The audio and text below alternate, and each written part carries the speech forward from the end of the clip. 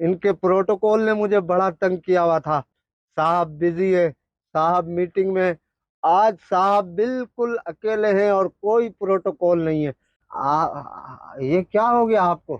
آپ تو جج تھے, آپ کا دبدبا تھا, جیسے چاہتے تھے قلم چلا دیتے تھے. ہیں آپ ایسے ہو گئے؟ آپ اتنے تنہا ہو گئے, آپ اتنے اکیلے ہو گئے. یہ کیوں؟ آپ یہاں پہ بھی جج ہی ہے نا صاحب. صاحب یاد ہے میں وہی ہوں جس کی بائک چوری ہو گئی تھی. میں آیا تھا آپ کے آفس کے باہر 6 گھنٹے کھڑا تھا, مگر آپ کے پروٹوکول والے تو مجھے اندر آنے ہی نہیں دے رہے تھے. وہ کہہ رہے تھے صاحب بزی ہے. تو آپ یہاں پہ بھی ڈی ایس پی ہے کیا؟ اب آپ ڈی ایس پی نہیں ہے؟ اب آپ کے گارڈ مجھے روکیں گے تو نہیں؟ کوئی مجھے دھکے دے کے باہر تو نہیں نکالے گا؟ ہیں میری بے عزتی تو نہیں ہوگی یہاں پہ؟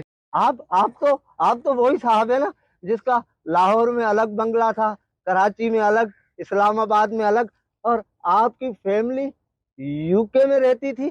مگر آج کل آپ اتنی چھوٹی جگہ میں رہ رہے, تو لوگ کیا کہیں گے؟ آپ کی عزت پہ بات نہیں آئے گی؟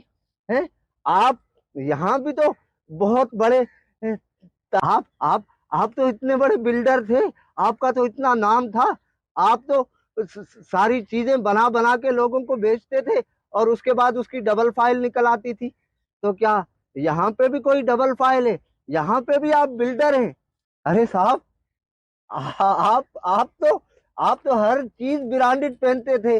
ہیں جوتے بھی برانڈڈ, بنیان بھی برانڈڈ, کپڑے بھی برانڈڈ ہیں. تو کیا یہاں پہ بھی ساری چیزیں برانڈڈ ہیں؟ اچھا یہ بتائیں, یہ جو آپ نے یہاں لگوائے ہوئے ہیں یہ کچھ پودے, کیا یہ بھی برانڈڈ ہے؟ ارے یہاں تو مجھے نہ ڈی ایس پی مل رہا ہے, نہ مجھے جج مل رہا ہے, نہ مجھے برانڈڈ والے مل رہے ہیں, نہ مجھے بلڈر مل رہے. ارے یہ حاجی صاحب, حاجی صاحب, حاجی صاحب کچھ بولیں تو صحیح. حاجی صاحب, حاجی صاحب آپ تو بہت بڑے تاجر تھے. آپ چیزیں اسٹاک کر کے رکھتے تھے اور اس کے بعد اس کو ڈبل ریٹوں پہ بیچتے تھے. آپ یہ سوچتے تھے کہ چیزیں مہنگی ہوگی تو میں ڈبل ریٹ پہ بیچوں گا تو منافع ہوگا.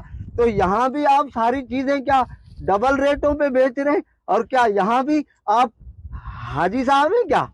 جو آج صاحب مسند ہیں وہ کل نہیں ہوں گے.